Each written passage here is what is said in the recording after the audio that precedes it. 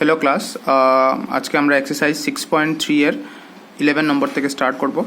So এখানে দেখো question কি বলেছে, in figure 6.40 E is a point on side CB produced of an isosceles triangle ABC with AB equals to AC। আচ্ছা, so E একটা point বলেছে, কার produce বললো, এটা CB এর প্রডিউস। C এখান থেকে এসেছে, তারপরে এতটুকু অবধি E প্রডিউস করা হয়েছে, ঠিক আছে। এখন ABC আরেকটা জিনিস বলে দিয়েছে, ওরা কি একটা আইসোসেলিস ট্রায়াঙ্গেল। আইসোসেলিস ট্রায়াঙ্গেলের প্রপার্টি হিসাবে আমরা জানি যে কোনো দুটো সাইডটা ইকুয়াল হবে। এখন ওরা মেনশনও করে দিয়েছে কোন দুটো সাইড ইকুয়াল হবে, AB আর AC। এটা AB, এইটা AC হয়ে গেল। এখন আইসোসেলিস ট্রায়াঙ্গেলের আমরা আরেকটা প্রপার্টি এইটা ইনক্লুড করতে পারি এখানে, যেটা আমাদের বলে যে যেটা ইকুয়াল সাইড আছে, ইকুয়াল সাইডের অপোজিট অ্যাঙ্গেলস যেগুলো থাকবে সেগুলো ইকুয়াল থাকবে। তার মানে AB সাইডের অপোজিট অ্যাঙ্গেল কে আছে, এই অ্যাঙ্গেলটা। সো এই অ্যাঙ্গেলটাও কি থাকবে, ইকুয়াল থাকবে। কার সাথে, আরেকটা ইকুয়াল সাইডের যেটা অপোজিট অ্যাঙ্গেল আছে ওইটার সাথে, ঠিক আছে। দ্যাট মিনস আমি বলতে পারি যে অ্যাঙ্গেল বি এবং অ্যাঙ্গেল সি ওরা দুজন ইকুয়াল আছে। এটা আমাদের কাজে লাগবে পরবর্তী সময়। আচ্ছা, এরপরে বলেছে যে AD perpendicular to BC, that means AD perpendicular BC, that means এই অ্যাঙ্গেলটা 90 হয়ে গেল। EF পারপেন্ডিকুলার টু AC, সেটা এইখানে 90 ডিগ্রি হয়ে গেল। এই দুটো প্রপার্টি আমাদের পেয়ে গেল।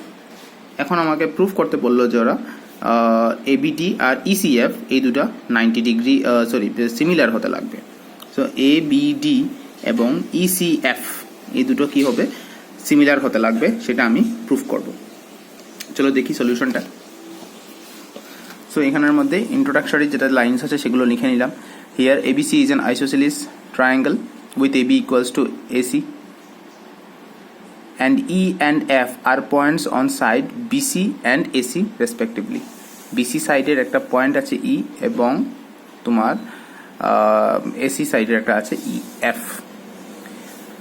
সো আমরা এখানে পেয়েছি যেহেতু AB equals to AC, তাহলে অ্যাঙ্গেল BCA, BCA বলতে আমি BC এর কথা এবং তোমার ABC এর কথা, ABC BCA এবং ABC এই দুটো সাইড কি হবে, ইকুয়াল হবে, বিকজ অপোজিট সাইডের তোমার অপোজিট সাইডের অ্যাঙ্গেলটা, যেটা আমি আগে বললাম। তার মধ্যে দেখো BCA যে লাইন ইয়েটা আছে, অ্যাঙ্গেলটা আছে BCA, আমার অ্যাঙ্গেল কিন্তু এই দুটো লাইনের মাঝখানে যেটা আছে এই পোর্শনটা। এখন আমি নাম কিন্তু চেঞ্জ করে এইটাকে বির জায়গায় যদি E দিয়ে দিই তাহলে কিন্তু আমার অ্যাঙ্গেলটা চেঞ্জ হচ্ছে না, বা এর জায়গায় F দিয়ে দিই তাহলে কিন্তু আমার অ্যাঙ্গেল যেটা আছে এই C অ্যাঙ্গেলটা সেটা কিন্তু সমানই থাকবে, সেটার কোনো চেঞ্জেস আসবে না। সো আমি কি লিখে নিচ্ছি এখানে, ECF লিখে নিচ্ছি। এবং ABD যেটা ABC যেটা আছে ABC, এই ABCটাকে কি করলাম আমি, ওই লাইনেরই BC লাইনেরই একটা পয়েন্টকে আমি C না দিয়ে D দিয়ে দিচ্ছি। অ্যাঙ্গেল কিন্তু এখানে আমি সমানই রাখছি, এই দুটোকে ইকুয়াল দেখিয়ে দিলাম। তারপরে আমি ধরে নিলাম অ্যাঙ্গেল ABD এবং angle ECF, ABD and angle ECF। So ABD এবং ECF এর যে দুটো অ্যাঙ্গেল আছে, যে দুটো ট্রায়াঙ্গেল আছে, সেই অ্যাঙ্গেল নিয়ে একটা তো স্পষ্ট বোঝা যাচ্ছে যে দুটো অ্যাঙ্গেল 90 ডিগ্রি হবে। কে ABD ADB চেক করেন, ADB যদি এটা 90 হয় অবভিয়াসলি এটা 90 হবে। আর EFC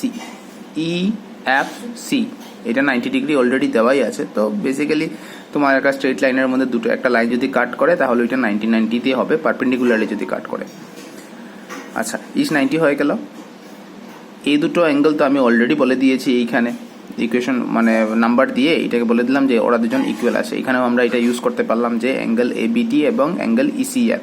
এখন দুটো ট্রায়াঙ্গেলের মধ্যে যদি আমি দুটো অ্যাঙ্গেল দেখিয়ে দিতে পারি মানে ইকুয়াল আছে, 3 নম্বর অ্যাঙ্গেল ডেফিনেটলি ইকুয়াল হতেই লাগবে, because some of the three angles of a triangle is 180 degree.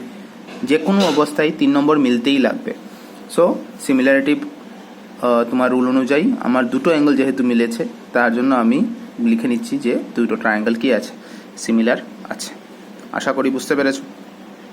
So next ভিডিওতে আমরা নাম্বার 12 দেখব, এক্সারসাইজ 6.3 এর। Thank you.